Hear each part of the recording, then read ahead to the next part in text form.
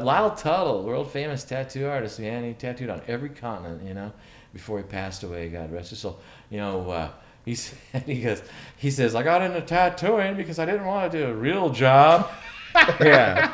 So that's pretty much why a lot of people do find it attractive and easy to get into. Right now, you get a lot of people who just they stick their toe in the water and it's kind of like the biker thing. You notice Facebook Marketplace is covered with used Harleys for sale. I mean, everybody donned the Harley leather and the bike and that, and now they're done with it. I get them in the chair and I'll say, so what do you do with all your? Oh, I got me a side by side. And now they're out cruising side by side. It's the next new trend, but at the same time, that was that subculture. Okay, tattooing was a subculture. At one time, it wasn't accepted by mainstream. It's kind of dull and boring when shit gets accepted by mainstream. They exploit it. They're selling it at department stores. You can find it in the casinos. Tattoo shops and casinos, for crying out loud. But there are so many secrets in tattooing still. There is so much still in mystery. A lot of people you'll see on social media where there's no more secrets in tattooing. Anything you want to know, it's all there on. No, that's not true, and I'm not telling my secrets. You know what I mean?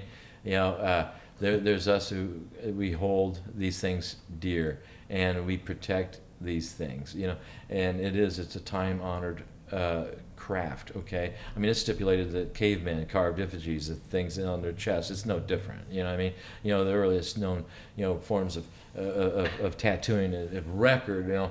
Aside from the Iceman of 5000 BC plus. Were the marks left by burning cinders when we didn't have swords yet. We were beaten with fiery clubs. So during peacetime, they stipulate that they then mimic that, with pushing ashen pigment underneath the skin to appear as a warrior. The warrior societies of this country, of the native people, indigenous to the North America. Yeah, they did a lot. It's a almost hidden thing. I mean, nobody brings it into the light. That the early settlers found out how to get rid of the bad boys because they had these warrior society tattoos. It was a mark of distinction, right? Yeah, but it was also that mark that got them singled out and destroyed. Because if we took these guys, moved them over there, we massacre them, then we're getting rid of some of the bad boys that are going to be troublemakers. So you watch that. There's very little photographic evidence of the early warrior society tattoos on the indigenous people of North America, and you can see it in paintings and so forth, as well. But in fact, we recreated on my chest in the early '90s, the same form, and that's the first and only that I really recognize, other than my legs and that. That was the first time that had been repeated. See, so it went away with that, it came. That's how a lot of war paint came to be, because you didn't want to get singled out, so it started disappearing. It's like, hey, you got to stop that. It's too easy for them to determine who the troublemakers are, and so it died off, And I spent quite a little bit of my life on the Pine Ridge Indian Reservation in South Dakota, with my family, our adopted family there. I got so much to my credit that is not tattoo related. It's amazing the life I've lived.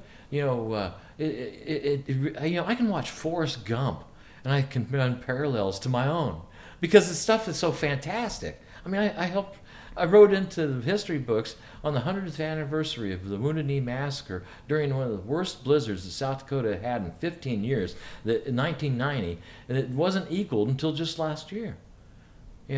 It's just, there's so many things that sound so fantastic that it's like, and people are like, oh, you ought to write a book. It looked like the Encyclopedia Britannica. Yeah. I'm not kidding you. And then the thing is, if there's people that found out I was writing a book, they might have me. It's like, oh, you're not going to talk about this, are you? Right. You don't want to do that. Please. Well, I think it's awfully cool. You started this episode off just talking about, a poor kid from Monmouth. And you've believe had so, an Will. absolute opportunity to travel, to meet so many great people, Yes. to be involved in really significant moments in people's lives as they're getting that tattoo forever. I think you should be awfully proud of what you've done and what you've accomplished, and keep doing. You're not even done, you know. I'm telling you, the relationships and the encounters I've had are something that's so fantastic, and tattooing has brought me through so many of those, and it's just amazing. You know, coming up out of the tubes in London to meet with the president of a tattoo club who hands me a turkey sandwich because I forgot it was Thanksgiving. And he's like, "Hey, y'all, Jim, happy Thanksgiving." And I'm like, "I forgot." That's awesome. Yeah, it's like turkey sandwich. I forgot all about. We were heading for the Spanish cuisine place that we just love, man. Closed now, but yeah, yes, you know, my friend Alan Dean, he owns 5 studios in Tattoo UK, you know, in London.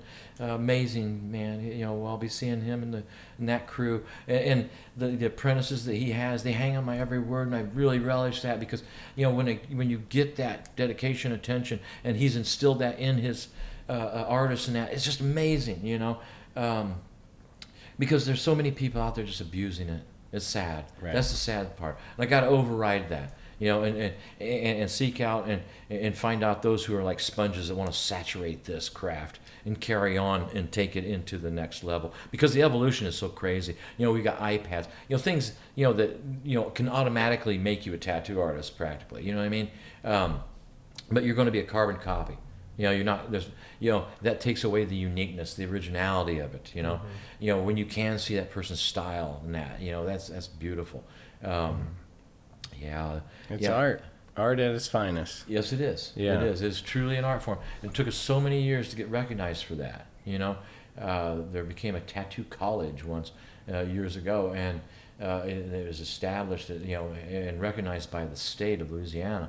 And it was a big feather in our hat. We thought, wow, we really made a giant leap, you know, from being those people, you know, and look down upon. And to this day, you know, you have people being judged, you know, for their tattoo. You'll always be judged for whatever it is, the wart on the tip of your nose, whatever. You know what I mean? You know, people are going to make their assumptions and so forth. But, you know, to turn somebody away in a job application because you have a visible tattoo. Now, I get it if it's offensive and it's a swastika or something like that. Yeah, right. But, you know, if you have elegant artwork on yourself, you know, and I can go to a hospital and see nurses adorned with some of the best tattooing I've ever seen. And then it can go to another hospital where they will not allow a visible tattoo, you know. And, that, you know, sure, that's their policy. They got to change. That's got to change. I want to lead the first, you know, protest on that. And how dare you? You know, in a day and age when, you know, we're recognizing people with transgender bathrooms, everything, you know, but yet, you know, your form of self-expression is not acceptable to us at this institution of whatever it is. You know, that's horrible, you know, and it's cultural as well. Norman Rockwell painted Americana. This is America, okay? He painted Americana. He painted the doctor. What all? You know, The little family at the diner eating breakfast. He also painted the tattooist. Yeah. It's one of the paintings that you didn't get at the pharmacy calendar that you got for free every year. Okay, you know, he had the veterinarian and the, you know, and so forth. But he also had the tattooist. Look it up. It's beautiful. You know, it says a story like all Norman Rockwell's paintings do. But you know, Norman Rockwell painted Americana. He recognized tattooing as Americana. We owned it, no different than that Japanese that we evolved with, the tribal that we evolved with. You know, we take it in, we saturate it, we make it our fashion, and we take it, you know, to a higher level, and we own that, right? You know, so yeah, so there you have it. You know, it came to this country. Well, it was here already with the natives, and then as the settlers came here and did what they did. You know, they brought it with them on the seafaring ships. You know, as a sailor thing, right? You know, ship anchors and so forth. You know, yeah, it's part of our culture, and it should be accepted as such. And people in all cultures, tattooing has hit every culture, living and dead, in one form or another. Whether it's a mark for low herd or high society, or, you know, for a healing property, or whatever, you know, it is hit every culture, living and dead, in one form or another. So why is it you turn me down? Because I come here with an education to work as a person in your corporation or why, because I got a visible tattoo. And you know, I found that some of the people who write those policies are heavily tattooed people. I tattoo on one of the best surgeons in Boston, Massachusetts, and his body's covered full. Okay, but would I judge him? Oh, I don't want him to, do a liver transplant or, kidney transplant because he's got, whatever he's got tattooed on, or being tattooed. That's sad.